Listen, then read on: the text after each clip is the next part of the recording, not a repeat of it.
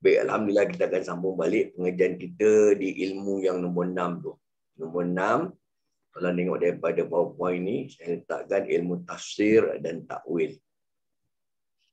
Minggu lepas kita ada belajar ilmu nombor 4 dengan nombor 5. Sebab nombor 4 a bit simple lah, just ringkasan aja.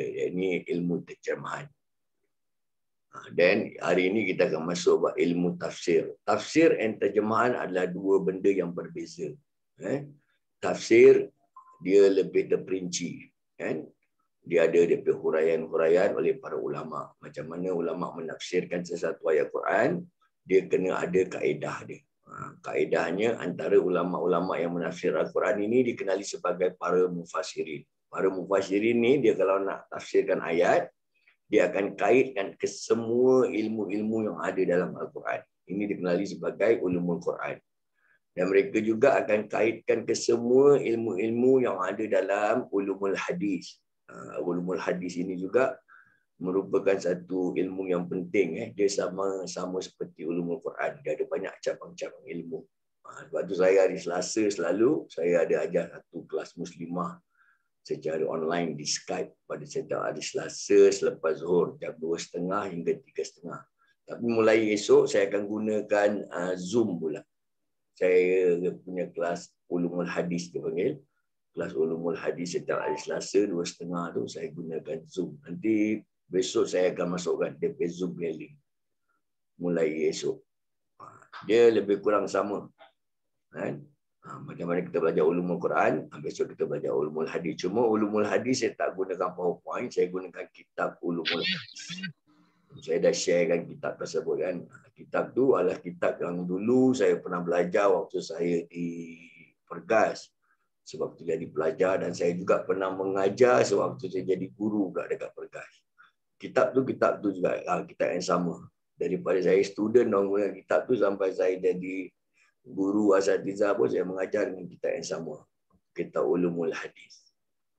Okey, tapi hari ini kita fokus buat ulumul Quran. Tapi konsep dia lebih kurang sama. Macam mana nak tahu sesuatu hadis ni, dia kena kaitkan dengan semua ilmu-ilmu yang ada dalam ilmu hadis. Jadi malam ni kita nak belajar pula macam mana nak kaitkan ulama-ulama menafsirkan sesuatu ayat Quran, dia nak kena kaitkan ke semua ilmu-ilmu yang ada dalam Al-Quran. Dia berbeza dengan terjemahan. Terjemahan saya dah terangkan minggu lepas. It's very simple, just translation. Awak baca bahasa Arab, awak boleh terjemahkan bahasa Melayu. Tapi bukan semudah itu. Kita nak kenal hukum ahkam dalam Al-Quran. Kita nak kenal apa yang Allah kehendaki. Kalau sekedar kita boleh faham saja bahasa Arab, anak-anak kita yang sekolah madrasah ni yang menengah 4, kan, dia panggil Thanawi 4 ni semua, diorang dah boleh faham dan diorang dah menjadi ulama. Tapi dia bukan semudah itu. Kalau kita boleh kenal Al-Quran melalui ilmu terjemahan saja, para ulama-ulama mufassirin ni, mereka tak payahlah bersusah payah nak menafsirkan ayat tu. Kalau kita boleh kenal hukum ahkam dalam Al-Quran hanya melihat pada terjemahan saja, orang-orang Arab dekat negara Arab ni semua, diorang tak payah nak belajar pergi universiti tinggi-tinggi. Sebab diorang orang Arab, diorang boleh faham. Tapi bukan begitu kaedah dalam untuk ilmu agama Islam ni. Terjemahan is just a translation. Sebab dalam Al-Quran kita dah sentuh juga ada ayat-ayat yang muhammad dan ada juga ayat-ayat yang mutasyabihat. Seperti yang saya tunjuk contoh minggu lepas tu yang nombor 5. Muhammad adalah ayat-ayat yang kita baca je kita boleh faham ke tak boleh faham Muhammad ni.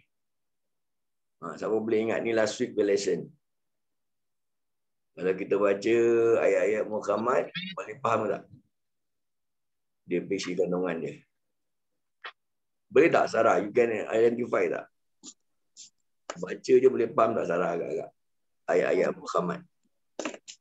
Ya, Muhammad tu jelas Ustaz. Jelas. That means once you read, you can translate, you can understand apa yang Allah hendak. Kalaulah semua ayat Quran berbentuk Muhammad, kita tak payah ada kaedah ilmu tafsir pun tak apa. Tak payah ada kaedah ilmu takwil pun tak apa. Yang kita nak belajar hari ini. Ilmu tafsir dan takwil. Orang-orang Arab semua boleh faham. Orang pun tak payah pergi universiti tinggi-tinggi lagi, nak pergi universiti Azhar, nak ambil sampai ke level PhD, master ni semua tak payah. Sebab dia very clear, kan? So the problem is, orang pergi menuntut ilmu tinggi-tinggi ni nak fahamkan ayat-ayat yang mutasyabihat. Mutasyabihat dia ni ayat-ayat yang sama-sama. Dia tak boleh gunakan kaedah terjemahan saja. Dia kena memerlukan kaedah ilmu tafsir. Dan juga ayat-ayat yang menyentuh mutasyabihat tentang sifat-sifat Allah, dia kena gunakan kaedah ilmu takwil. Ini kaedah. Nak tafsir sesuatu ayat bukan semudah itu. Kita nak ada ilmu asbabun nuzul. Nanti saya bincang juga kalau dah habis bab tafsir ni, kita masuk bab ilmu asbabun nuzul yang nombor 7 tu. Maknanya kita kena faham asbabun nuzul ni maksudnya asbab daripada perkataan sebab. Sebab apa ayat ni turun? Turun tu dia panggil nuzul. Habis tu nak kena faham pula ayat yang turun ni masih boleh digunakan lagi ke tidak? Adakah dia ayat-ayat nasikh atau mansukh yang nombor 13 tu? Dan ayat ni turun kat mana? Dekat Mekah ke kat Madinah? Ayat yang nombor ilmu yang nombor 2. Jadi dia banyak berkait. Kan? Lepas tu ayat ni pula dari sudut kaitan ilmu grammar dia, dia panggil nahwu saraf nombor 8. Dan macam mana ulama nak i'rabkan dia punya ayat. Dan nombor 10 macam mana dari sudut bahasa.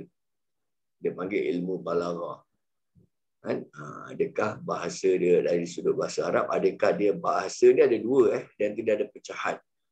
Sudut balaghah, balaghah min bahasa lah.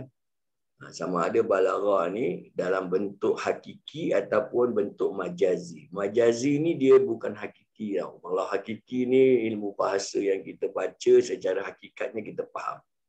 Tapi kalau majaz, majaz dia adalah bentuk kiasan. Dia kiaskan. Jadi kita sekarang tak faham dalam bahasa Arab dia kiasan ni. Kita ingat itu yang sebetulnya. Tak, dia berbeza. Sebab tu perlu ada ulama-ulama tafsir ni. Kalau kita dengar ada kata-kata seperti syurga di telapak kaki ibu. Pernah dengar tak perkataan ini? Syurga di telapak kaki ibu. Ini kata-kata majaz, dia bukan kata-kata hakiki. Kalau hakiki maknanya betul-betul kita angkat kaki mak kita, kita tengok ada syurga kat kaki dia, kat telapak kaki dia tu ada syurga. Itu hakiki. Tapi dia bukan hakiki, dia majaz. Maknanya dia kiaskan. Kan? Awak tak percaya, awak tengok kat telapak kaki mak awak, siapa yang masih ada ibu lagi, tengok. Ada tak syurga? Tak ada. Tak ada syurga kat telapak kaki dia. Ini adalah kata-kata majaz. Majaz ni maksudnya syurga di telapak kaki ibu ni, dia adalah kata-kata kiasan. Maknanya kalau kita nak dapat masuk syurga, kita kena dapat redanya Allah Subhanahu Wa Taala.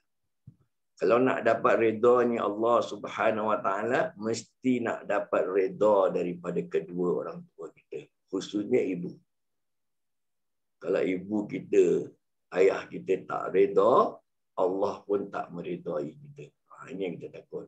Itu yang dimaksudkan, dia kiaskan kepada syurga ni nak dapat, mesti nak dapat reda dari kedua orang tua ni.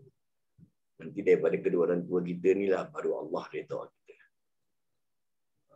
Ini dia punya majaz dia, bahasa majaz. Baik, hari ini saya akan terus masuk bab ilmu tafsir. Kita dah bincang dah ilmu muhkamat, contoh-contoh ayat muhkamat minggu lepas, kan? Ayat-ayat mutasyabihat. Jadi kita boleh faham muhkamat, kita boleh terjemahkan dia, ilmu nombor 4 tu. Tapi mutasyabihat kita tak boleh faham, kita kena gunakan kaedah nombor 6 punya ilmu, dikenal sebagai ilmu tafsir. Hari ini kita akan terus masuk bab ilmu tafsir, kita akan tengok pula. Oh gini rupanya ilmu tafsir, baru kita boleh nampak lah. Baik, saya akan terus masuk ke PowerPoint ni, masuk bab ilmu tafsir je. Okey.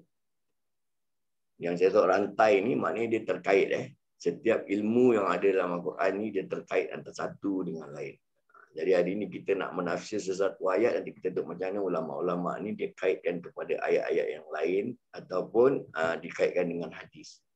Sama ada dia kait dengan ayat atau surah yang lain dalam Al-Quran ataupun dia akan kait dalam hadis.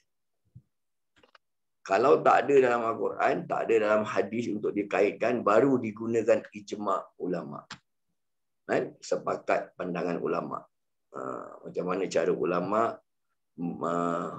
mengeluarkan sumber hukum dia. Ulama ni pula dia orang ada kaedah lagi satu, dia panggil ijtihad. Ijtihad ni dia gunakan dia punya kaedah untuk mengeluarkan hukum tu. Itu kaedah dia. Ijtihad ni pernah dilakukan oleh salah seorang sahabat yang bernama Muaz bin Jabal. Ketika Rasulullah SAW menghantar Muaz bin Jabal untuk berdakwah ke negeri Yaman, Rasulullah sendiri tanya dengan Muaz, "Wahai Muaz, jika penduduk di negeri Yaman ni bertanyakan kau tentang sesuatu hukum, dari manakah akan kamu ambil hukum ni?" Jadi Muaz kata, "Aku akan ambil melalui Al-Quran." Rasulullah kata, "Betul. Tapi kalau dalam Al-Quran tak ada," Rasulullah sendiri kata, ini hadis-hadis sahih, hadis Imam Bukhari lagi. Kalau dalam Al-Quran tak ada, maknanya bukan semua ada dalam Al-Quran. Masih ada yang tak ada dalam Al-Quran. Sebab tu Rasulullah kata, kalau Al-Quran tak ada, macam mana? Jadi Muaz kata apa? Aku akan ambil melalui sunnahmu.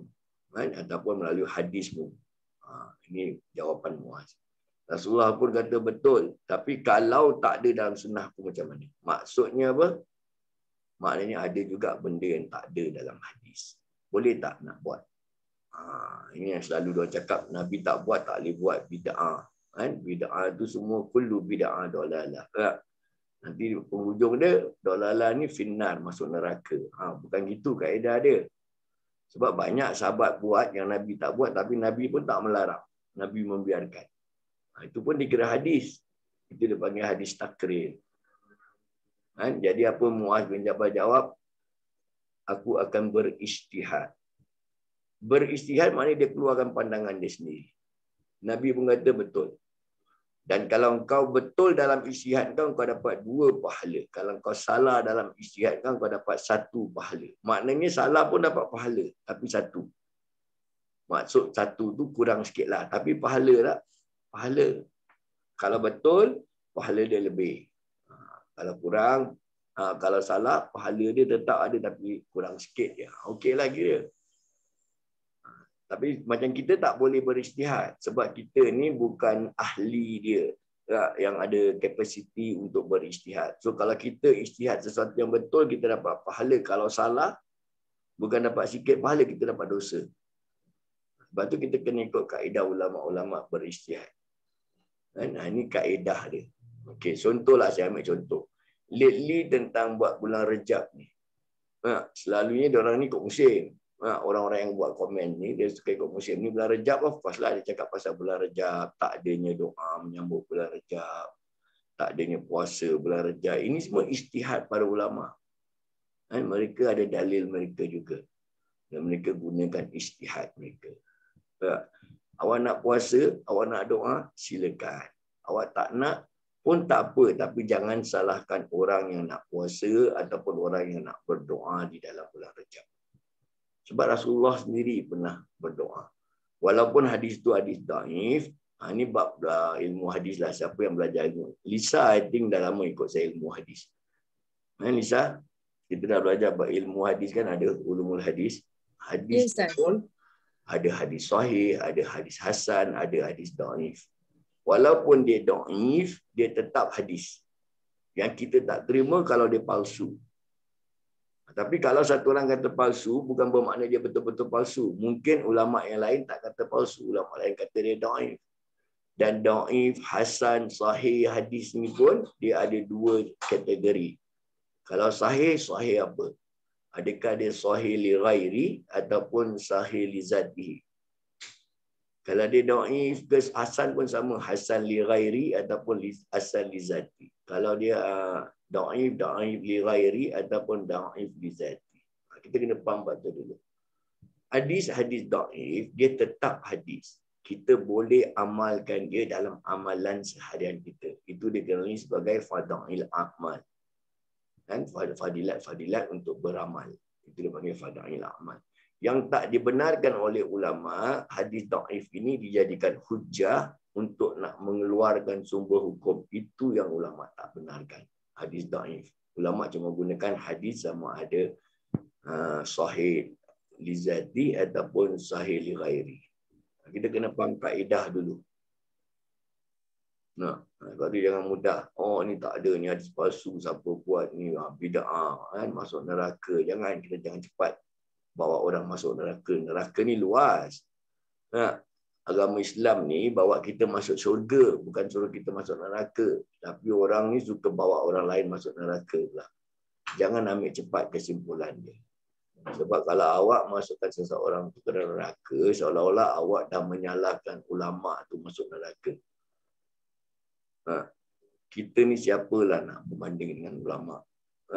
Diorang lebih tahu, diorang ada kaedah-kaedah dia. Kalau awak tak sependapat dengan ulama tu, tak apa. Jangan ikut. Awak tak nak baca doa kunut, tak apa. Ulama Imam Syafi'i pun kata dia bukan wajib, dia semua sunat aja. Tapi jangan salahkan orang yang baca doa kunut. Awak tak nak baca talqin, tak nak baca tahlil, awak tak nak sambut maulid, tak apa, itu urusan awak. Tapi jangan salahkan orang yang baca talqin, baca tahlil, sambut maulid, jangan salahkan dia. Dia pun ada DP dalil. Ini kaedah kita menuntut ilmu. Kan? Disiplin. Sebab itu saya suka ajar ilmu hadis dan ilmu Quran ni untuk kita nampak kaedah ulama melaksanakan sesuatu amalan. Kan? Bukan semua Nabi tak buat je, terus kita bilang tak boleh buat. Tak. Muaz bin Jabal tadi pun, Nabi sampai tanya, kalau dalam Quran tak ada, macam mana? Maknanya ada benda tak ada dalam Quran, bukan semua ada. Kalau tak, kenapa Nabi tanya macam gitu?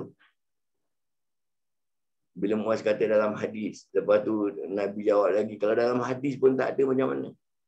Maknanya ada juga benda yang tak ada dalam hadis. Dan Muaz kata, aku akan berijtihad. Maknanya dibenarkan. Ulama' ni dibenarkan untuk berijtihad, mengeluarkan sesuatu hukum. Nama ada nak buat ke tak nak buat ke, kan? Dia akan keluarkan. Dan ulama' ada kaedah dia. Kalau nak belajar buat ulama' pakai kaedah, dia termasuk buat ilmu fiqh, dia panggil usul fiqh. Dia ada kaedah usul. Usul fiqh. Macam kita belajar ni, nanti kalau ada ilmu tajwid, kita ada usul tajwid, dia ada usul fiqh. Dia kena tengok masyarakat setempat, keadaan semasa, sekeliling kita, semua main peranan. Baik, kita akan masuk ke ilmu tafsir dulu hari ini. Ilmu tafsir. Okey. Ilmu tafsir ni ada ilmu untuk memahami apa yang tersirat di sebalik yang tersurat pada sesuatu ayat. Itu ilmu tafsir. Kalau ilmu terjemahan, kita tengok kita dah boleh faham dah apa yang tersurat. Dia tak ada hidden yang tersirat, tak ada. Tapi tafsir ni dia akan tunjuk kita cara nak tengok benda-benda yang tersurat, apa yang tersirat di sebalik yang tersurat. Contoh saya kasih yang minggu lepas saya dah tunjuk dah gambar ni. Kalau kita baca ni contoh dulu. In case of fire, take stairs. Maksud dia take stairs tu bukan terbakar kita bawa lari tangga, bukan. Dia ada apa? Ada mesej yang tersirat di sebalik yang tersurat. Apa yang tersiratnya ialah kalau terbakar, maknanya jangan naik tangga. Jangan naik lift lah. Dia suruh kita lari ikut tangga. Kan? Ini cara nak faham. Cara simple supaya kita mudah faham buat gambar ni. Okey, beberapa kaedah ilmu tafsir kita nak tengok. Nak tafsir sesuatu ayat pun ulama bukan tafsir suka-suka. Mereka ada kaedah-kaedah dia. Dia punya methodology of tafsir kita kena faham. Kan? Pertama, tafsir ada dikenali sebagai tafsir bil maksud. Nanti saya terangkan semua ni. Apa makna bil maksud. Kedua ada tafsir bil ra'i. Ra'i ni pun saya akan terangkan. Semua saya akan terangkan. Ada yang ketiga, tafsir bil isyarah. Yang keempat, dia ada tafsir fuqaha. Nanti dia ada tafsir contemporary. Contemporary isu-isu zaman-zaman sekarang lah. Isu-isu semasa macam hari ini. Contoh macam derma ginjal, bank susu kat Singapura ni kan. Ini semua tafsir contemporary. Zaman Nabi tak ada pun bank susu, tak ada pun derma ginjal listing. Tapi macam mana boleh tak orang gunakan tafsir kontemporari, isu-isu semasa yang zaman Nabi tak ada. Tafsir maudhu'i. Ini semua kaedah dia. Nak tafsir ayat Quran ni bukan mudah. Maknanya ada orang-orang ni dia ada kepakaran untuk kenal jenis-jenis tafsir ni dulu. Kita ambil nombor 1 dulu. Tafsir bil maksur. Tafsir bil maksur ni tafsir daripada riwayat. Daripada panggil tafsir riwayah. Dia ada lagi satu tafsir dirayah. Hadis pun ada hadis riwayah, ada hadis riwayah sama dirayah. Ini yang riwayah dulu. Tafsir bil maksur adalah tafsir riwayah. Yang dimaksudkan dengan tafsir bil maksur ini adalah tafsiran menggunakan Al-Quran, As-Sunnah dan pendapat para sahabat serta para tabi'in. Ini tafsir bil maksur. Riwayat-riwayat. Daripada riwayah ni riwayat. Yang diriwayatkan sama ada melalui Al-Quran ataupun As-Sunnah. As-Sunnah ni hadis lah. Dan pendapat para sahabat serta tabi'in.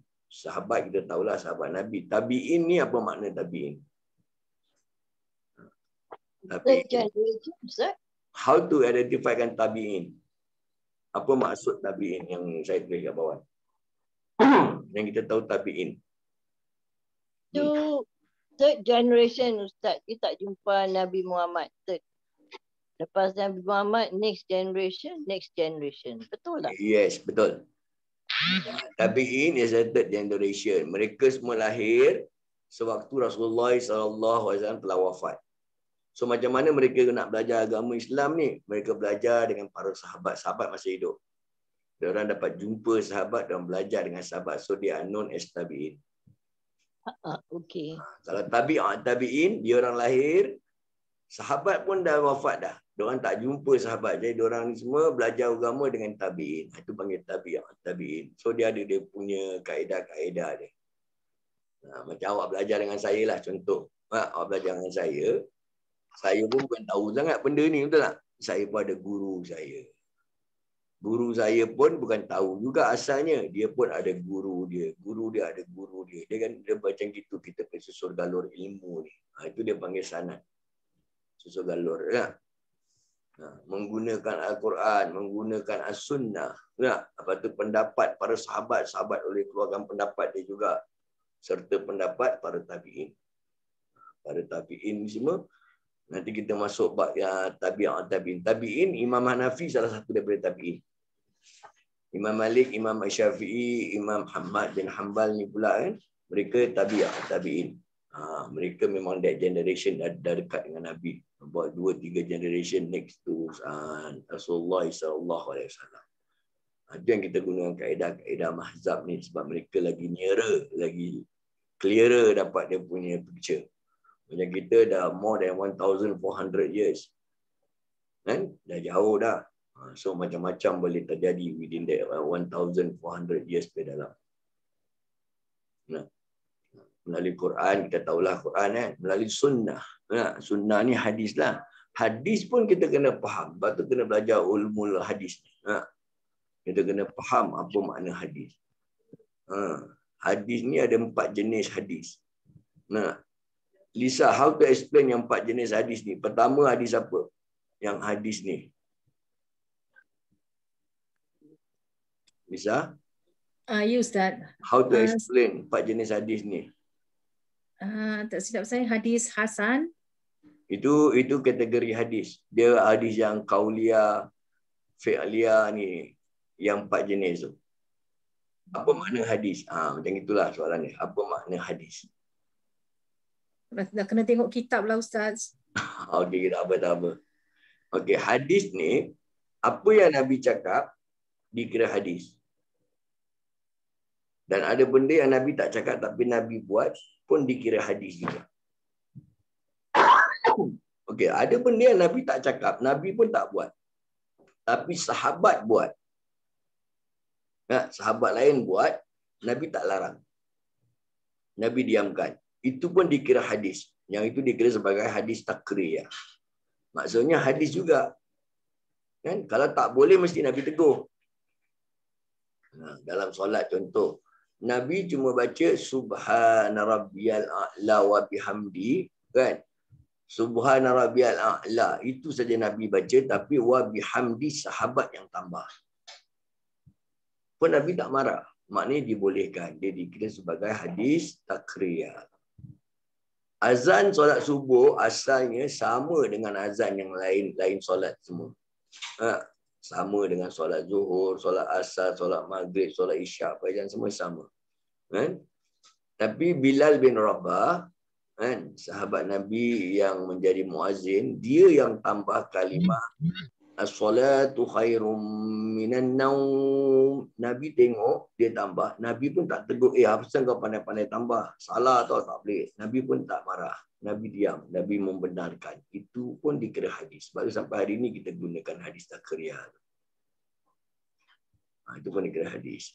Nombor 4, hadis yang Nabi cakap tapi Nabi tak sempat nak buat. Kan? Itu pun dikira hadis. Kan? Itu hadis tamiyah. Tamiyah ni maknanya Nabi dah cakap dah. Cuma nak buat tak sempat lagi. Kita boleh ikut? Boleh. Sebab Nabi dah cakap. Contoh seperti hadis melaksanakan ibadah haji tamatuk. Tamatuk ni hadis tamiyah. Maksudnya apa? Nabi semua sekali je buat haji. Sekali je. Nabi buat umrah 4 kali. Tapi haji sekali. So baliknya daripada haji tu, Nabi buat haji ifrat waktu itu. Nabi pernah cakap dengan sahabat, tahun depan kalau ada umur, dia akan masuk lagi buat haji, nak buat haji tamatuk pula. Nabi pernah cakap. Tapi tak kesampaian. Bila masuk musim haji tahun depan, Nabi pun dah wafat. Kan? Sebab itu, kita boleh buat haji tamatuk sebab Nabi dah cakap, walaupun Nabi tak buat. Kan? Jadi sampai hari ini kita buat haji tamatuk. Banyak orang buat haji tamatuk pun lah. Kan beza ifrat dengan tamatuk. Kat mana perbezaan dia? Kalau ifrat, kita datang saja kota Mekah, pertama sekali kita kena tawaf. Betul? Tawaf itu dikenali sebagai tawaf selamat datang. Nanti kita dah buat ibadah haji yang lain semua, dah masuk Arafah, dah wukuf, dah jamrah, Aqabah, kita masuk balik, baru kita buat tawaf haji. Itu cara dia. Tapi kalau haji tamatuk, kita masuk je Mekah, kita buat tawaf, bukan tawaf selamat datang, itu tawaf umrah. Sebab kita jatuh niat umrah dulu kalau tamatuk. Dah habis umrah, tawaf, dah sa'i, tahlul. Tahlul kita dah habis dah. Dah habis umrah. Tunggu musim haji. Buat haji pula. Masuk Mina, hari Tarwiyah, nanti 8 hari bulan, 9 hari bulan masuk Arafah, nak wukuf ke Arafah. 10 hari bulan masuk pula Mina balik. Masuk Zulhulaifah lah, malamnya nak ambil batu dan sebagainya. Lepas tu pagi tu pula masuk lagi Mina, nak lontar Jamratul Aqabah untuk buat tahlul awal. Dia ada 2 kali tahlul. Satu tahlul awal, satu tahlul sani. Ini semua Nabi dah cakap dan Nabi nak buat. Tapi tak sempat buat. Tapi sahabat-sahabat buat yang tahun berikutnya ada sahabat yang buat. Maknanya dia boleh kan. Itu tafsir bin Mansur ni kita kena faham. Tafsir bin Mansur ni melalui tafsir riwayah. Apa yang diriwayatkan. Jadi ada kaedah dia. Okay, yang seterusnya pula, dia ada tafsir yang dikenali sebagai tafsir bi-ra'i. Ra'i ni tafsir dirayah. Dirayah dengan ijtihad. Ijtihad ni ulama yang keluarkan pendapat dia. Sebab tu boleh keluar pendapat ulama-ulama. Ulama-ulama ni dalam boleh keluar pendapat. Tapi kalau awak tak sependapat dengan ulama tu tak apa. Tak ada masalah. Betul? Tapi yang penting jangan salahkan ulama tersebut. Sebab diorang ini punya kategori ulama. Kalau ulama memanglah orang yang ada ilmu, hebat dan sebagainya kan. Itu dia punya kaedah. Baik, tafsir ni pula yang dikenali sebagai tafsir dirayah ataupun ijtihad ni, dia panggil tafsir bi-ra'i. Bi-ra'i ni tafsir dirayah dengan ijtihad. Baik, dalam kategori ini yang dimaksudkan dengan tafsir bi-ra'i adalah perbuatan menafsirkan Al-Quran dengan menggunakan ijtihad. Dia nak gunakan ijtihad dia. Apa yang dia rasa. Tapi bukan suka-sukalah. Dia ada kaedah-kaedah dia lain. Itu dia panggil ijtihad. Iaitu tafsir Al-Quran dengan ijtihad setelah mufassir. Mufassir ni orang yang menafsirkan Al-Quran. Mufassir. Kalau ramai yang menafsirkan Al-Quran, dia panggil mufassirin. Orang-orang yang menafsir Quran ni dia panggil mufassir ataupun mufassirin, ramai. Itu kata jamak dia. Mufassirin ni, mereka ni mengetahui bahasa Arab. Maknanya dia tahu dari sudut grammar dia, daripada sudut balaghah dia, yang tadi ilmu-ilmu ada kat dalam apa? Ulumul Quran yang saya taruh tadi. Diorang faham. Diorang faham bahasa Arab holistik. Baik, lepas tu mengetahui asbab al-nuzul, sebab-sebab ayat itu turun, diorang tahu. Kenapa ayat ini turun? Ada peristiwa terjadi gini, ayat ini pun turun. Sebab ayat Al-Quran ni ada waktu-waktunya dia turun tanpa ada sebab. Memang Allah nak turunkan wahyu tu. Tapi ada ayat Quran ni dia mempunyai sebab-sebab tertentu. Nanti kita akan masuk asbabun nuzul, banyak contoh-contoh yang saya ambil. Kenapa ayat ni turun? Dia ada sebab kejadian ni, baru ayat ni turun. Ini nanti insya-Allah kita ada satu modul bahagian asbabun nuzul ni. Dan ada juga ayat-ayat tu nasih dan mansukh pun ada, saya ada ambil. Ayat-ayat nasih dan mansukh. Maksudnya dulu ada ayat A. Lepas tu dah kemudian pula ada ayat B, dan ayat B ni pula ada ayat yang nasih, ayat A ni dimansuhkan, dah tak boleh pakai lagi dah ayat yang mansuh. Dah tak boleh digunakan lagi. Sebab dia dah dimansuhkan. Dimansuhkan oleh siapa? Oleh ayat yang nasih, yang turun kemudian. Itu nasih mansuh. Contohlah, contoh pada asalnya orang Islam dulu solat menghadap ke Masjidil Aqsa. Itu contoh dia. Tapi setelah Rasulullah berhijrah ke kota Madinah Al-Munawwarah sekitar 16 atau 17 bulan setelah hijrah, Rasulullah sedang solat di sebuah masjid yang mana solat zuhur tu 4 rakaat, baru 2 rakaat solat turun wahyu suruh Rasulullah tukarkan arah kiblat daripada Masjidil Aqsa ke Masjidil Haram. Jadi Rasulullah terus tukar on the spot. Maknanya zuhur 4 rakaat, 2 rakaat Rasulullah menghadap ke Masjidil Aqsa, lagi 2 Rasulullah dah berpusing ke Masjidil Haram di Kaabah di Mekah. Jadi maksudnya ayat yang perintah turun menghadap ke Kaabah tu adalah ayat-ayat yang nasih. Yang dulu ayat yang menghadap ke Masjidil Aqsa tu dah dimansuhkan, dah tak pakai. Dah tak boleh, sampai dunia kiamat pun tak boleh menghadap ke Masjidil Aqsa. Sebab dah ada ayat lain yang mansuhkan dia dah. Ayat ni ayat nasih dia panggil. Itu buat nasih mansuh. Sebab tu nak tafsir nak kena faham. Ayat ni dah dimansuhkan ke belum? Ada tak ayat yang nasih ni pula? Yang turunkan dia ni. Ada tak? Kalau tak ada, maknanya ayat tu masih belum mansuh. Tapi kalau ada, ayat tu dah mansuh. Jadi tak boleh pakai lagi. Sebab tu bukan mudah nak jadi ulama-ulama tafsir ni. Dan berbagai lagi ilmu-ilmu yang terdapat dalam Al-Quran. Ini semua nanti satu-satu saya masukkan. Okey, lagi tadi saya bilang apa? Tafsir bi-ra'yi pula. Dan dia terbagi kepada 2 jenis. Bi-ra'yi ni pun ada pecahan dia juga. Macam hadis lah, selalu kita kata hadis sahih ya. Sahih pun ada dua kategori. Satu dia panggil sahih li zati, lagi satu sahih li ghairi. Itu kita kena faham. Yang mana satu nak kena ambil. Awak cakap hadis ni sahih. Ulama' ni pun kata ni sahih. Jadi dua-dua sahih. Dia kontradik pula. Jadi yang mana satu awak nak ambil. Ulama' ada kaedah dia. Dia ada kaedah. Antara 2 hadis yang sahih. Ini sahih, ini pun sahih. Tapi nak mana yang satu nak ambil.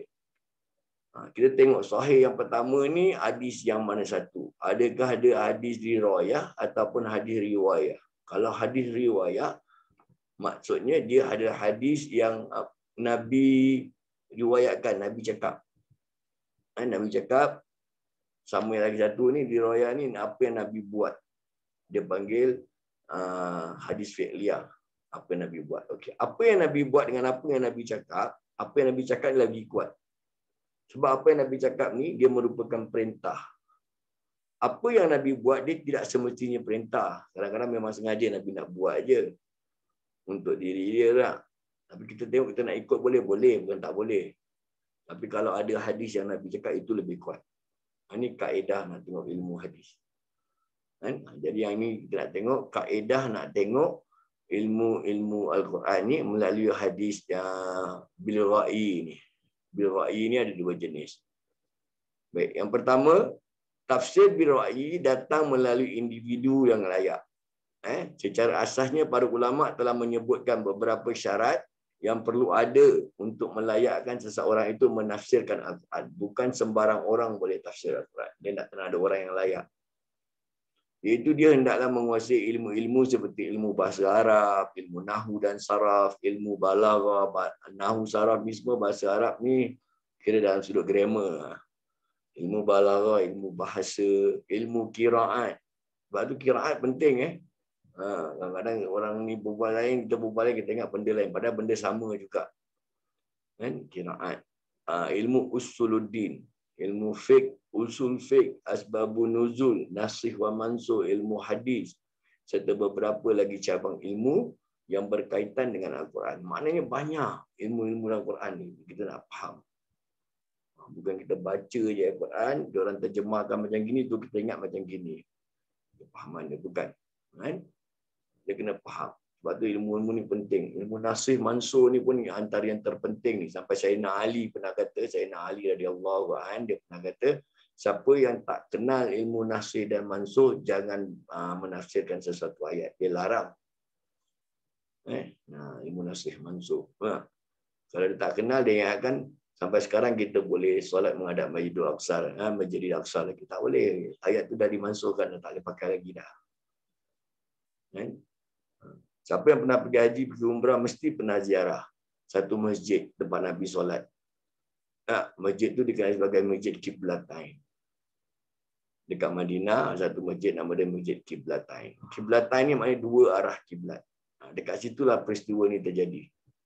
Yang Allah turunkan ayat, suruh pusing menghadap ke Masjidil daripada Masjidil Aqsa ke Masjidil Haram. Jadi ayat yang Masjidil Aqsa itu dah dimansuhkan.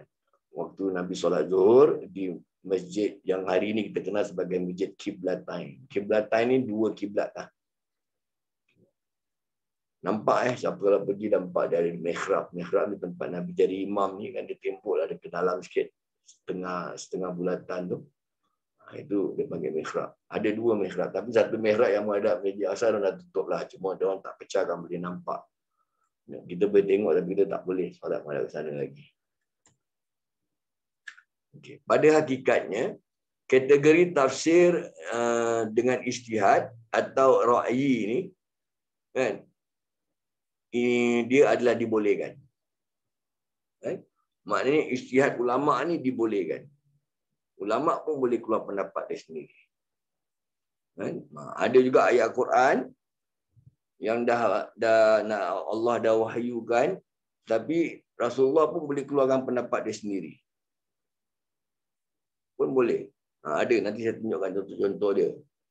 Seperti paling senang selalu ayat-ayat macam ni. Dia ada ayat-ayat istiqna'. Dia panggil istiqna' ni dia kecualikan. Rasulullah boleh kecualikan ayat Quran. Padahal kita tahulah hakikatnya Allah dengan Rasulullah ni lebih tinggi lagi, lebih jauh lah. Allah lebih maha besar daripada Rasulullah lah. Allah dah wahyukan dah. Kita ni dilarang makan apa? Makan darah, makan bangkai, makan inzir, babi, kita dilarangkan. Tapi Rasulullah boleh kecualikan beberapa perkara. Rasulullah tak kecualikan inzir. Inzir memang tak boleh sebab Rasulullah tak kecualikan. Tapi Rasulullah kata, ada darah dan ada bangkai yang kita boleh makan. Maknanya bukan semua darah, bukan semua bangkai. Ada darah dan ada bangkai yang kita boleh makan. Rasulullah pula dia boleh. Padahal Allah dah bilang dah, semua darah dan bangkai serta inzir diharamkan. Semua Allah kata. Ayat tu nanti bila masuk ikrab ayat, saya ada masuk bab ni juga. Semua. Tapi Rasulullah bilang ada yang boleh dikecualikan. Dikecualikan dia panggil istiqna'. Apa dia? Rasulullah kecualikan. Tapi tak injil. Injil Rasulullah tak kecualikan. Rasulullah kecualikan ada darah dan bangkai yang boleh dimakan. Antaranya, itu saja. Yang mana antaranya, itu saja yang boleh. Yang tak ada di antaranya, tak boleh. Antaranya Nabi cakap, Bangkai yang macam mana? Bangkai itu adalah ikan. Jadi ikan kita boleh makan walaupun jadi bangkai. Kita pergi pasar beli ikan tu hidup tak? Awak mau pergi pasar beli ikan tu masih hidup ke dah mati dah? Tengah apik tu nak kaup dekat atas timbang. Okey, 2 kilo ke 1 kilo. Kan dah mati. Dah mati dah kena bangkai lah. Tapi kita boleh makan bangkai ikan, kata Nabi. Dia ada dalil lagi. Nabi kata sebab ikan ni hidup di tempat air yang suci lagi menyucikannya. Ini air laut. Dia maknanya dia dibolehkan.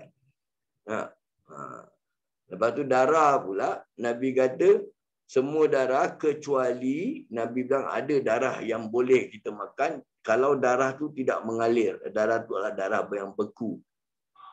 Contoh darah yang beku ni adalah darah apa? Hati ataupun limpa. Hati atau limpa, dia daripada darah sebenarnya. Dia dibolehkan.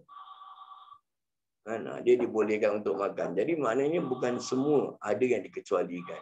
Jadi dalam bab kaedah memahami sesuatu ayat Quran ni pun ada yang ulama boleh kecualikan melalui ijtihad mereka.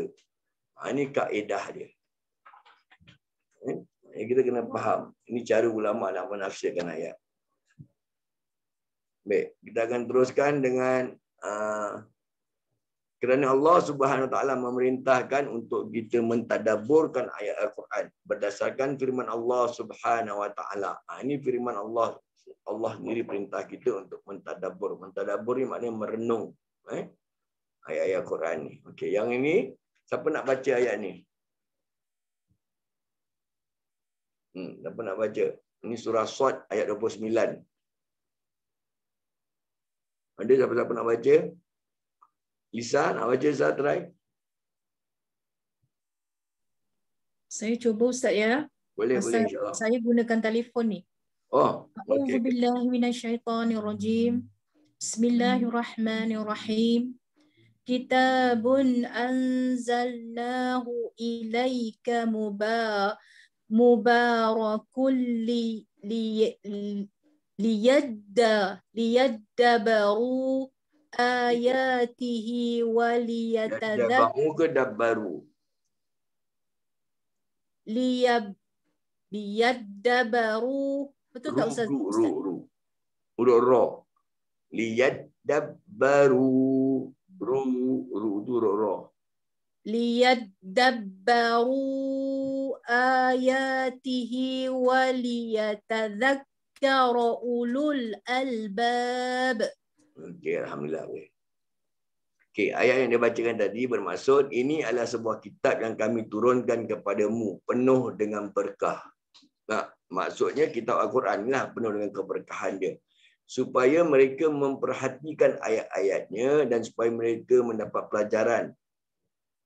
Pelajaran orang-orang yang mempunyai fikiran. Orang-orang yang berfikiran ni, yang ulul albab ni. Yang Allah suruh kita renung dan perhatikan ayat ni yang tadi dibaca ni. Lihat dabbaru. Dabbaru ni berkaitan mentadabburkan ayat. Kan? Lepas tu Allah suruh kita renung ayat ni. Bukan renung, suka tak renung untuk kita faham apakah mesej yang tersirat di sebalik yang tersurat. Baik, begitu juga apabila kita melihat para sahabat Nabi SAW saling berbeza pendapat tentang tafsiran ayat Quran. Sahabat pun ada perbezaan pendapat. Kadang-kadang Zainal Umar kata gini, Ibnu Mas'ud kata gitu. Nanti Sayyidatina Aisyah radhiyallahu anha kata gini, Sayyidina Ali kata gini, berbeza-beza. Maknanya sahabat pun bersisik pendapat. Bukan kita saja. Sekiranya ijtihad mereka terhadap ayat-ayat itu dilarang, kalaulah ayat-ayat Quran ni kita tak boleh ijtihad keluarkan pendapat kita, pasti Rasulullah SAW telah terlebih dahulu melarangnya. Mesti Nabi dah larang dah. Nabi tak larang. Dan bahkan mereka telah dijamin keredaan dari Allah Subhanahu Wa Taala. Mereka ni semua sahabat-sahabat, semuanya ni dijamin mendapat keredaan. Sebab itu selalu kita kalau sebut saja nama sahabat-sahabat Nabi, kita akan sebut radhiyallahu anhu. Radiyallahu anni, Allah meredai mereka. Kalau perempuan macam Sayyidatina Aisyah ni semua kan, radiyallahu anha. Mereka diredai Allah. Padahal mereka pun ada berbeza pendapat. Kita hari ini bila berbeza pendapat, kita dituduh sebagai bid'ah, pelaku bid'ah dalalah, masuk neraka dan sebagainya. Ini kena berhati-hatilah zaman sekarang ni.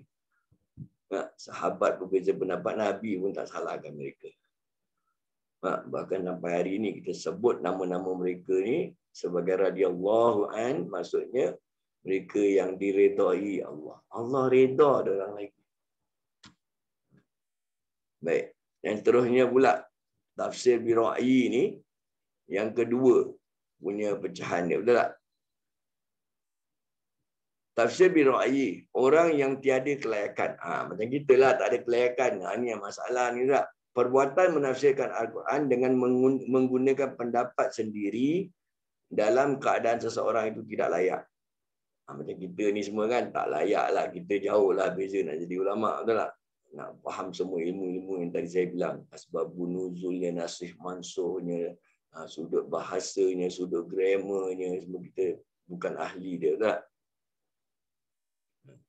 Termasuk dalam kategori berkata ke atas Allah Subhanahu Wa Taala tanpa ilmu. Kita ni kalau pandai-pandai saja nak menafsirkan ayat Quran tu, kita termasuk kategori orang yang berkata tanpa ilmu. Ini dikenali sebagai dalam kaedah ilmu fiqah, dia panggil yang ini, al-qaulu 'ala Allahi bighairil ilm. Orang yang menafsir tanpa ilmu. Perkara sebegini dilarang oleh Allah Subhanahu Wa Taala. Yang ini Allah larang. Kalau awak nak pandai-pandai menafsir ayat tanpa ilmu, itu yang Allah larang. Ini ada dirakamkan dalam Al-Quran pada surah Al-Baqarah ayat 169. Okey, siapa nak baca pula ayat ni? Try. Cikgu Hakim nak baca, cikgu? Boleh, try. Ni pendek sikit. Satu ayat, satu pahala ni siapa nak baca? Kak Norlia? Kalau nak try boleh. Apa-apa? Tak apa, kita kat sini semua belajar ni. Lagi belajar tak apa. Kalau tersilap sikit, lebih kurang tak apalah. Tak ada masalah pun. Kita pun semua tengah belajar. Saya jarang seorang lelaki. Hari ni ada lelaki siapa dia? Tu dia, Jumari. Baca Jumari. Surah Al-Baqarah. Ayat 169. Selalu orang perempuan je kena. Orang lelaki diam je. Banyak orang lelaki. Tak apa, baca je. Salah tak apa. Kita sama-sama. Betul kan? A'udzu billahi minasyaitonir rajim. Innama ya'murukum bis-su'i wal fahsya' wa an taqulu 'ala Allahi ma la ta'lamun. Sadaqallahul azim. Okey, maksud dia, sesungguhnya syaitan hanya menyuruh kamu melakukan perkara yang buruk lagi keji, serta menyuruh kamu berkata terhadap Allah akan sesuatu yang kamu tidak ketahui. Ini semua syaitan yang suruh kita buat sebenarnya. Surah Baqarah Allah dah rakamkan. Sebab itu Allah larang untuk menafsir ayat-ayat Quran kalau kita tak ada ilmu. Kat mana Allah larang? Melalui surah Al-Baqarah ayat 169 yang tadi Jumari baca. Allah sendiri bilang, innama ya'murukum bis-su'i wal fahsya. Yang bermaksud, sesungguhnya syaitan hanya menyuruh kamu melakukan perbuatan buruk lagi keji. Itu al-fahsya. Wa an taqulu 'ala Allahi ma la ta'lamun, serta menyuruh kamu berkata terhadap Allah. Terhadap Allah ni terhadap kata-kata Allah. Al-Quran lah kata-kata Allah, kalamullah lah. Akan sesuatu yang kamu tidak ketahui, yang kita tak tahu lah, kita pandai-pandai nak kasih tahu orang. Itu masalah sebenarnya. Ini Allah larang lah. Yang ini pula adalah hadis Rasulullah SAW, sesuai dengan sebuah hadis yang diriwayatkan oleh Ibnu Abbas radhiyallahu anhu, yang jelas menunjukkan kepada keharaman menggunakan pendapat sendiri. Tadi Allah dah larang, ni Rasulullah pula larang. Larang kita gunakan pendapat kita sendiri dalam keadaan seseorang itu tidak layak. Rasulullah SAW telah bersabda. Sebab tu Rasulullah pun tak kasi apa Rasulullah cakap kita tak faham, jangan pandai-pandai di elaboratekan ikut kefahaman kita. Tapi nak elaborate macam mana? Ikutlah kefahaman ulama. Ulama ahli dia. Dalam Quran pun ada ayat yang Allah bilang apa? Fas'alu ala zikri in kuntum la ta'lamun. Bertanyalah kamu kepada ahlinya jika kamu tidak ketahui. Tanya ulama-ulama kita. Diorang lebih ahli dalam bidang ni. Okay, yang ni hadis bukan ayat Quran. Tapi nak baca hadis, nak try pula hadis. Hadis dia tak payah tajwid. Hadis tak payah tajwid. Nanti saya baca, Ustaz. Boleh, silakan cikgu. Bismillahirrahmanirrahim. Innaka laminal mursalin. Yang mana ni cikgu? Hadis dah cikgu ni? Yang waman qala fil Quran. Yang mana? Salah, Ustaz. On the slide ni. On the slide I tak nampak, Ustaz. I'm reading my book. Oh, the book I'm not sure dekat slide nombor berapa ni. Nanti kalau nampak slide. Wait. Is it waman qala? Ya, waman qala fil Quran. Waman qala fil Qur'ani bira'yihi falyatabawa maq'adahu minan nar. Okey, dia tak payah pakai tajwid kan? Dia ada waman qala boleh, waman qal pun boleh. Okey. Waman qal fil Quran. Fil Qurani bi ra'yi. Nampak tak bi ra'yi tu? Ini ada tafsir bi ra'yi ni. Yang kita tengah belajar tafsir bi ra'yi ni. Kan dia tadi bilang ada tafsir riwayah, ada tafsir dirayah yang bi ra'yi ni daripada ijtihad. Jadi maksud hadis ni kita tengok.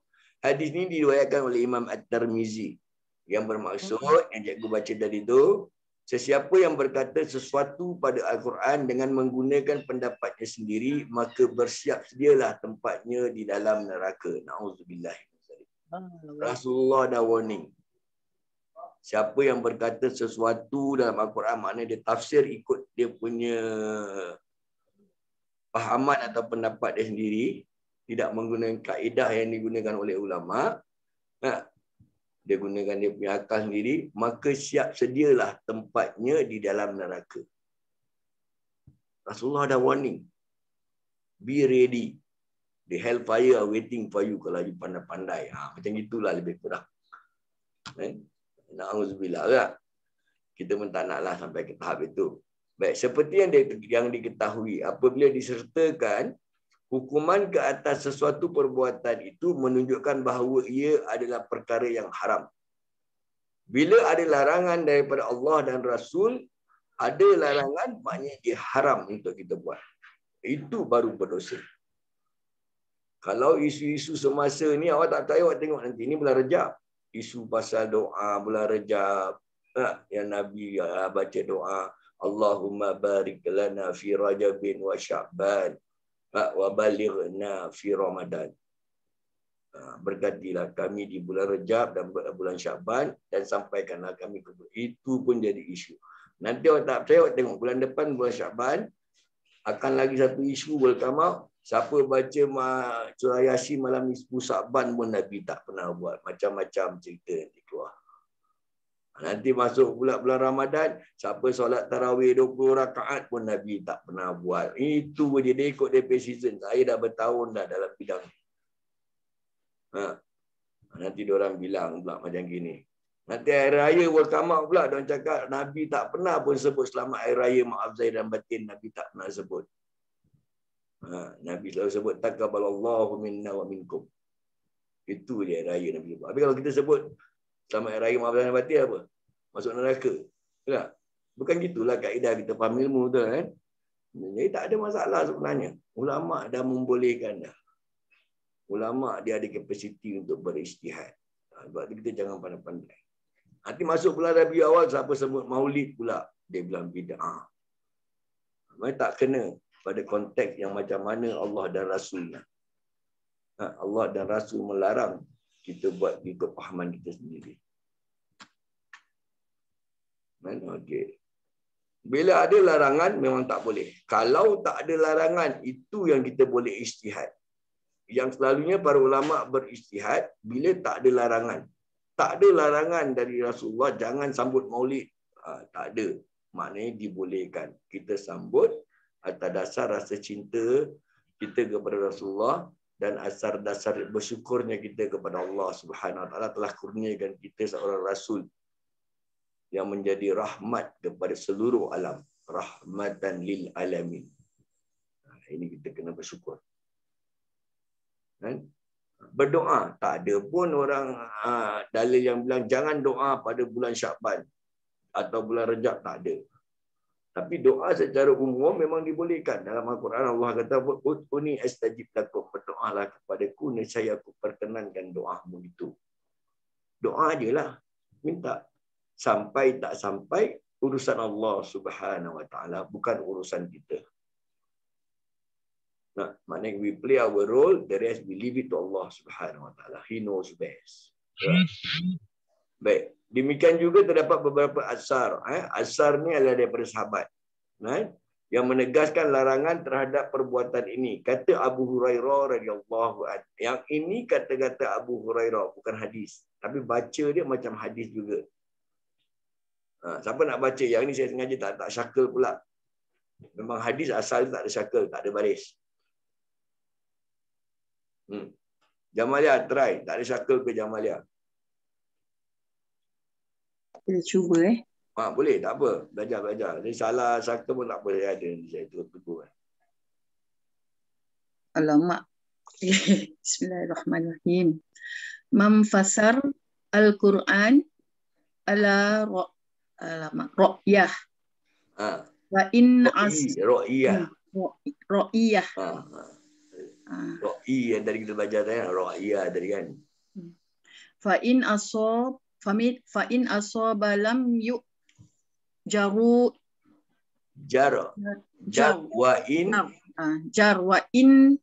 wa in akhta muhil. Alamak Ustaz. Nur ya. Min qalbi. Min qalbi ataupun qalbihi boleh. Tak apa. Sama qalbihi pun boleh. Sebab dia bayar Quran. Apa maksud dia? Yang ini kata-kata dari Abu Hurairah, sahabat Nabi yang paling banyak hafal hadis. Abu Hurairah was the top penghafal hadis. Second baru Sayyidatina Aisyah radhiyallahu anha.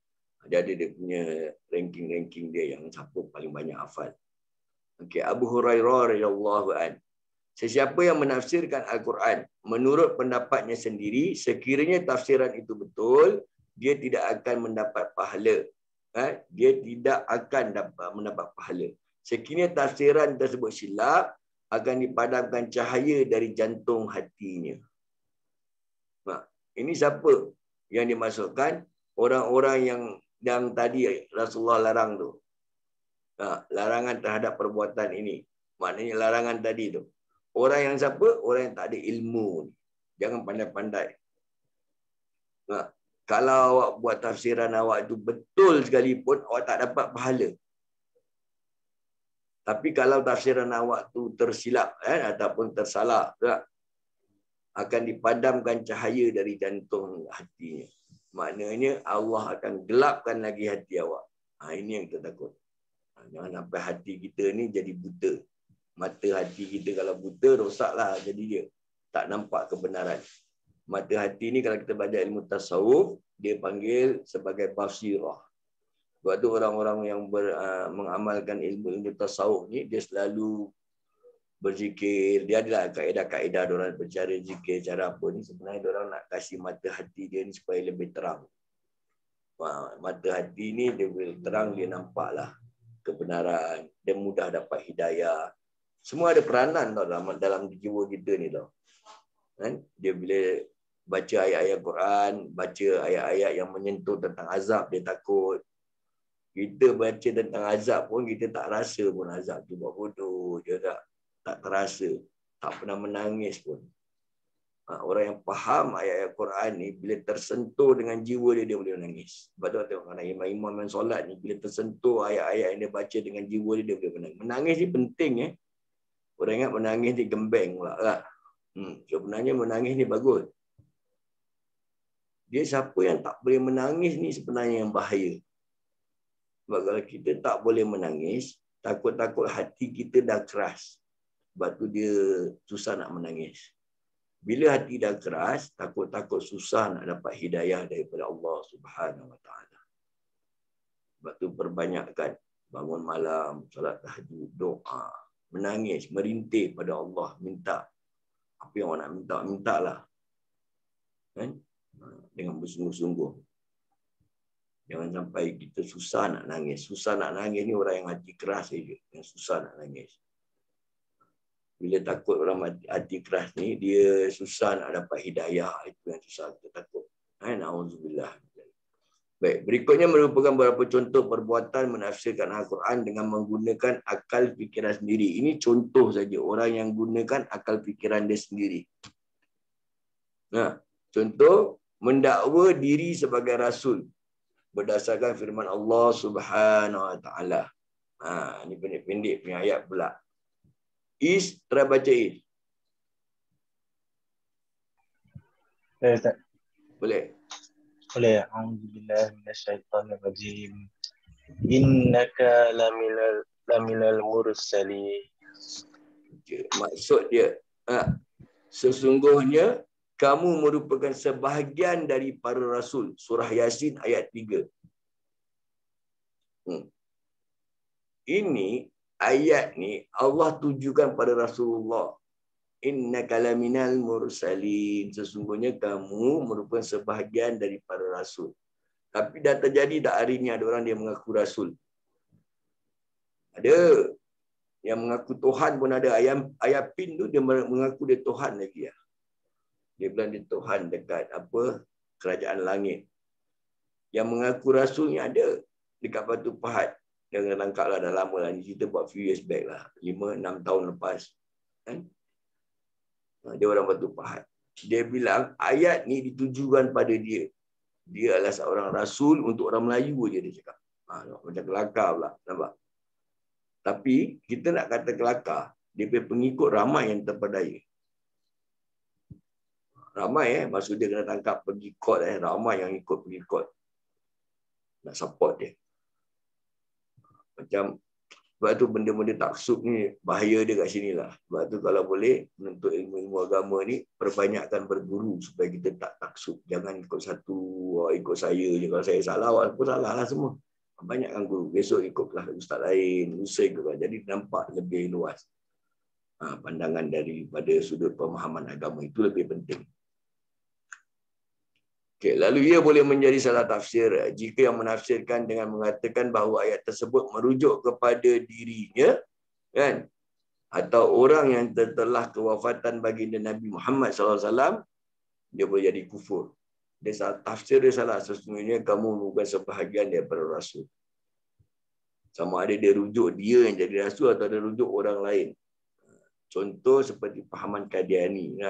Dia ada satu orang nama dia Ahmad Ghulam. Dia menetap di Qadiani di kawasan India lah satu ketika dulu. Dia klaim dia adalah rasul yang terakhir, bukan Rasulullah SAW. Macam-macam lah kalau agama-agama sesat ni. Indonesia ada satu orang perempuan tak, dia klaim dia sebagai malaikat Jibril. Malaikat Jibril lepas wahyu turun dia tak ada tugas lagi. So sekarang Allah tugaskan dia pula menjadi malaikat kat dunia ni. Pun ada juga yang mengaku jadi Nabi, mengaku jadi Tuhan, mengaku jadi malaikat, semua ada. Sebab tu bahayanya kita kalau tanpa ilmu. Maknanya kita mudah terpengaruh lah kalau tak ada ilmu. Baik, seterusnya mendakwa diri sebagai rasul bagi kaum atau umat tertentu. Ini yang tadilah, umat tertentu yang saya maksudkan tu, yang dekat Batu Pahat tu. Menggunakan firman Allah, yang ini pula. Siapa nak baca ayat ni pula? Walaqad ba'athna fi kulli ummatir rasula. Pendek je ayat dia. Siapa nak baca? Kak Nurzia nak try? Boleh Kak Nurzia try? Ringkas sikit.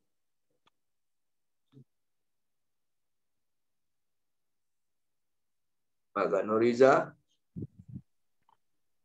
Try Kak Okey, saya Nuriza. cuba. Boleh Kak. Kak Riza. Bismillahirrahmanirrahim. Walaqad ba'atsna fi kulli ummatir rasulah. Okey, ayat ni pula bermaksud, ni surah An-Nahl surah lain. Sesungguhnya kami telah utuskan bagi setiap umat itu seorang rasul. So dia ambil ayat ni, dia bilang Allah yang utuskan dia sebagai seorang rasul. Nampak tak? Orang boleh misuse macam-macam ayat Quran kalau tak ada ilmu. Ini yang bahaya dia. Dan kita juga boleh terpengaruh kalau kita dah terlalu taksub. Ini bahayanya taksub ni. Maksudnya nak ada ilmu dalam membincangkan sesuatu hukum hakam dalam agama. Seseorang itu menafsirkan ayat ini dengan pendapatnya sendiri lalu mendakwa dia adalah rasul bagi umat tertentu. Seperti dia adalah rasul bagi umat Melayu contohnya. Ini bahaya-bahaya dia lah. Kan? Banyaklah kalau saya nak ambil dari ayat Quran ni semua. Yang ini pun sama juga ni. Surah Toha ni. Maksud dia jawab tengok. Sesungguhnya aku ada Allah. Tidak ada Tuhan selain aku. Maka beribadahlah kepadaku dan dirikanlah solat untuk mengingatiku. Ini orang boleh claim dia jadi Tuhan. Kan banyak ayat-ayat ni. Orang boleh misuse. Sebab tu kita nak ada ilmu macam mana kaedah ulama-ulama menafsirkan sesuatu ayat dan sebagainya. Kan? Baru kita nampak, oh dia ada kaedah dia. Yati Tapri. Nak try baca ayat ni? Try. Boleh? Kalau tak nak, saya panggil Kak Junaidah bacakan. Kak Junaidah bacakan. Yati ni malu betul dia. Bacakan Kak Ida.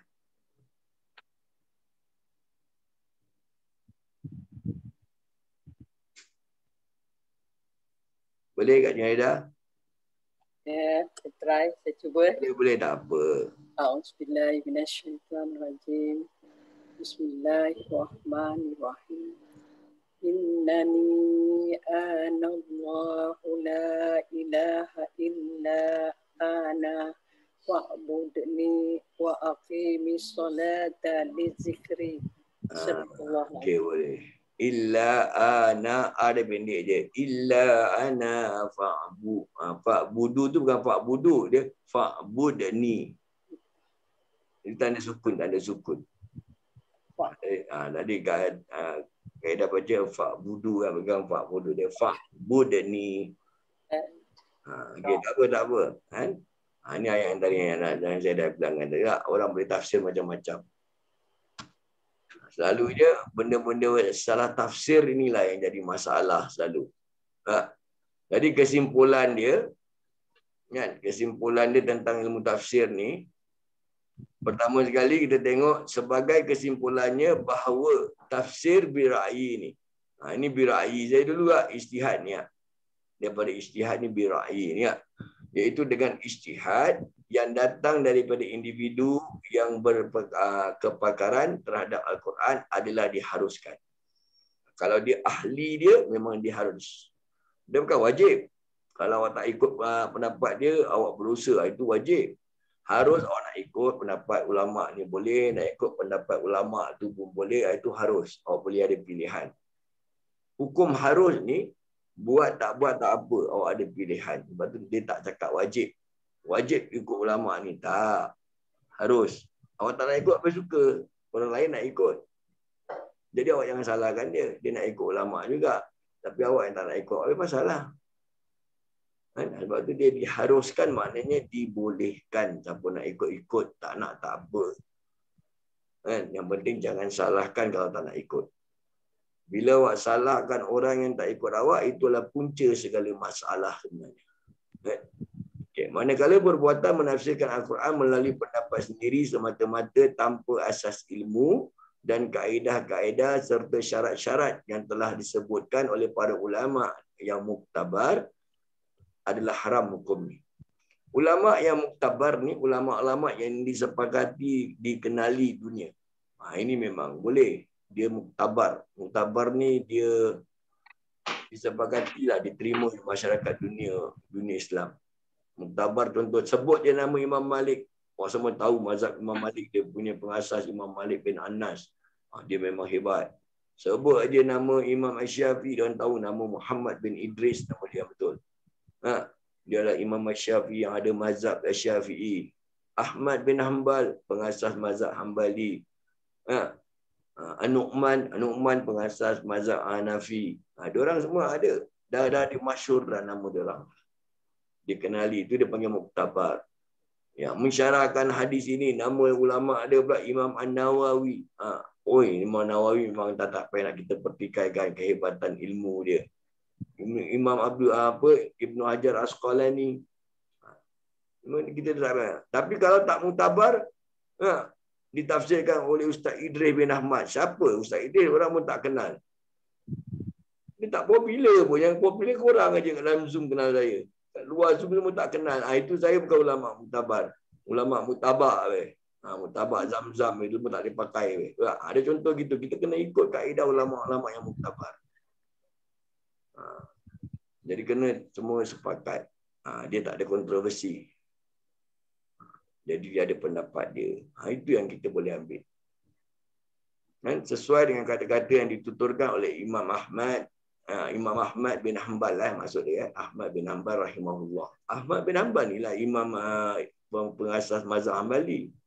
Dalam riwayat mengatakan Imam Ahmad bin Hanbal ni dia hafal sampai 1 juta hadis. Berapa hebat? 1 juta tau. Bukan 100, 200 hadis. 1 juta hadis. Termasuklah hadis sahih, hadis dhaif, hadis hasan, semua dia hafal. Total about 1 juta.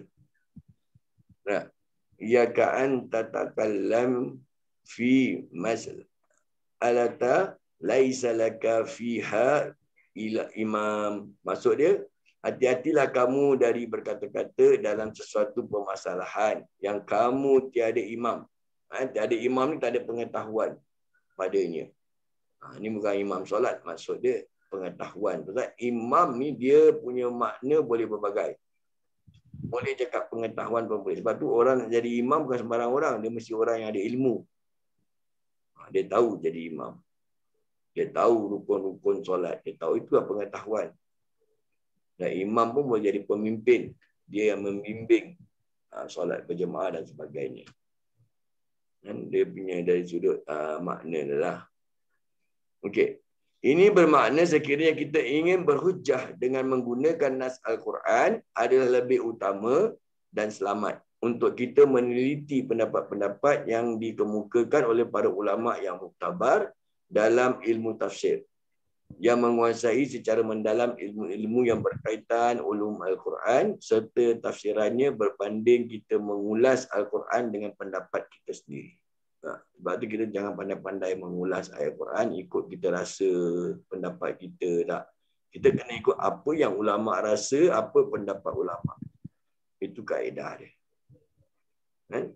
Sebab Nabi sendiri bagi jaminan al-ulama warisatul anbiya. Ulama ini adalah pewaris para nabi.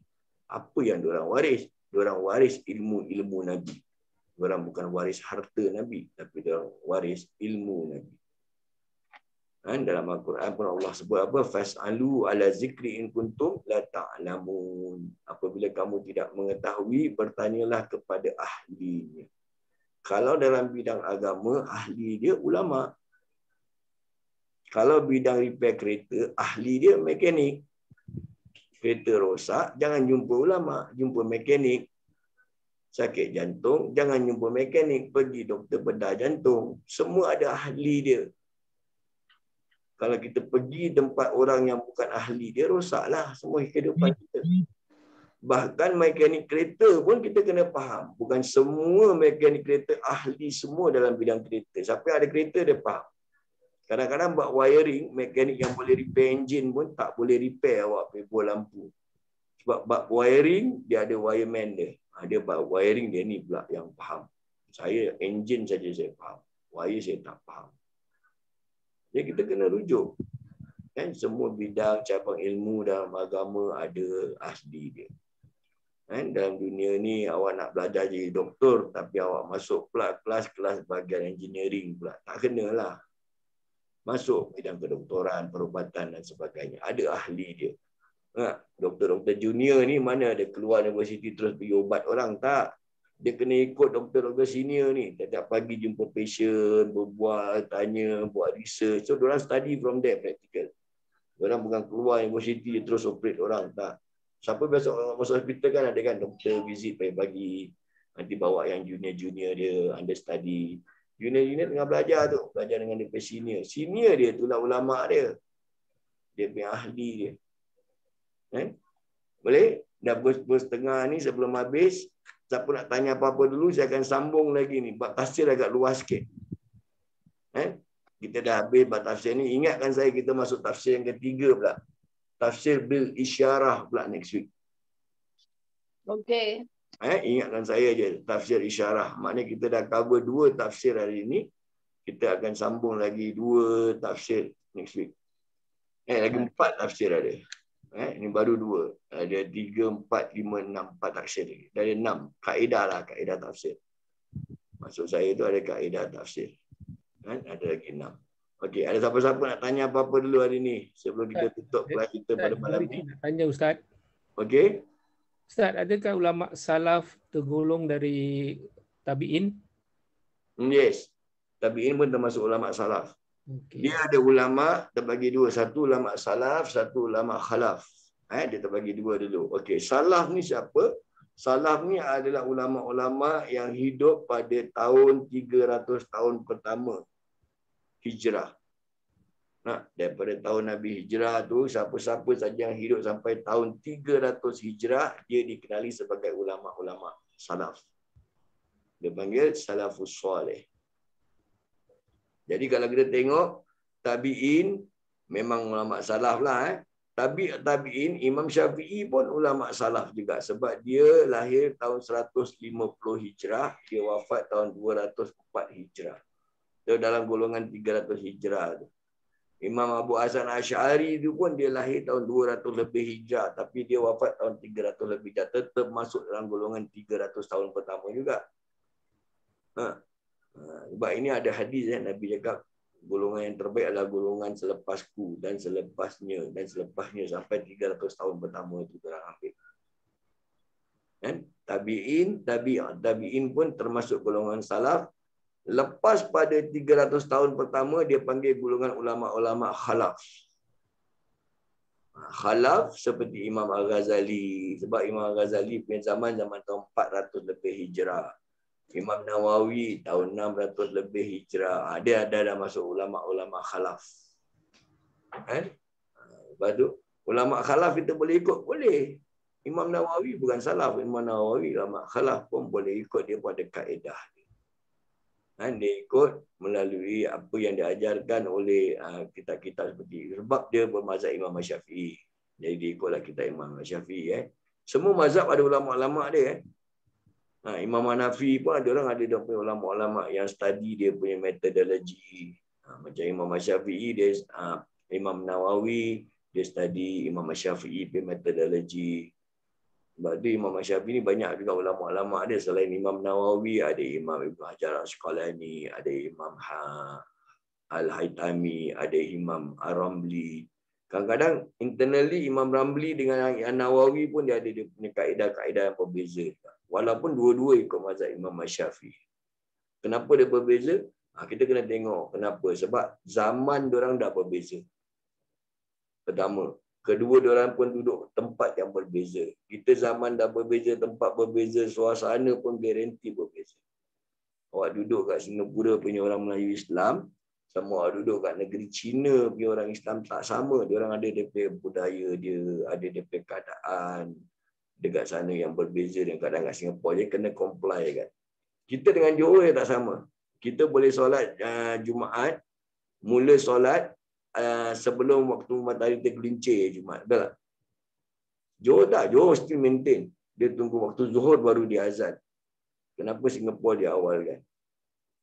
Padahal kita jiran dengan Johor. Pun berbeza juga keadaan. Sebab kadang Singapore kita solat Jumaat 3 kali. So they need more time untuk prepare the second session punya solat. Second session keluar, dia nak handover, nak pergi solat lagi third session. Every single session korang keluar ni sebenarnya solat Jumaat, noja kat masjid tu will spray sanitizer, nak bersihkan kapet, bersihkan sejadah, baru the second session boleh masuk. So they need a few minutes untuk clearkan. Kan? Itu kaedah dia. Jadi jawapan dia, tabi'in pun dikira salaf juga. Tabi'in pun salaf. Okay, terima kasih Ustaz. Okey, sama-sama. Ada apa-apa lagi nak tanya? Ada? Okey, kalau tak ada apa-apa, kita akan tutup dengan baca tasbih kafarah dan juga membaca doa khatamul Quran sama-sama. Dan sebelum kita tutup membaca tasbih kafarah dengan doa khatamul Quran ini, saya ingin mengambil kesempatan di sini, ingin memohon jasa baik semua supaya kita sama-sama membacakan suratul Fatihah buat almarhumah kakak saya sebenarnya, Hajah Kamariah binti Haji Ahmad. Beliau baru meninggal dunia pada hari Khamis lepas, malam Jumaat, dan dah dikebumikanlah pada hari Jumaat tu. Tapi masalahnya saya tak dapat ziarah, dia meninggal dekat Kuala Lumpur. Kakak saya yang sulung tu. Kakak saya yang nombor 1. Saya yang bungsu, dia nombor 1 sekali. Dah lamalah dia kahwin dengan orang Kuala Lumpur, dan orang yang dia kahwin tu pun saudara saya juga. Orang dulu ni kan saudara kita makin jauh. Dah masuk 2-3 pupun untuk kahwinkan supaya dapatkan balik silaturahmi. Kakak saya antara yang kahwin dengan 3 pupu saya dekat Kuala Lumpur. Dah lamalah dia pun dah jadi rakyat Malaysia. Tapi saya selalu ulang-alik Kuala Lumpur, saya selalu rumah dia juga lah. Dia pun kalau ulang-alik Singapura, dia pergi rumah dia, balik saya kat Singapura dan sebagainya. Boleh? Baik, kita sama-samalah hadiahkan suratul Fatihah buat almarhumah Hajah Kamariah binti Haji Ahmad ini. Mudah-mudahan roh dicucuri rahmat daripada Allah Subhanahu Wa Taala dan beliau ditempatkan bersama-sama dengan para syuhada, para solihin dan juga mereka-mereka yang mendapat keredaan Allah Subhanahu Wa Taala insya-Allah. Ala hazin wa kulli niyatin salihah bi barakatil Fatihah. أعوذ بالله من الشيطان الرجيم بسم الله الرحمن الرحيم الحمد لله رب العالمين الرحمن الرحيم مالك يوم الدين إياك نعبد وإياك نستعين اهدنا الصراط المستقيم صراط الذين أنعمت عليهم غير المغضوب عليهم ولا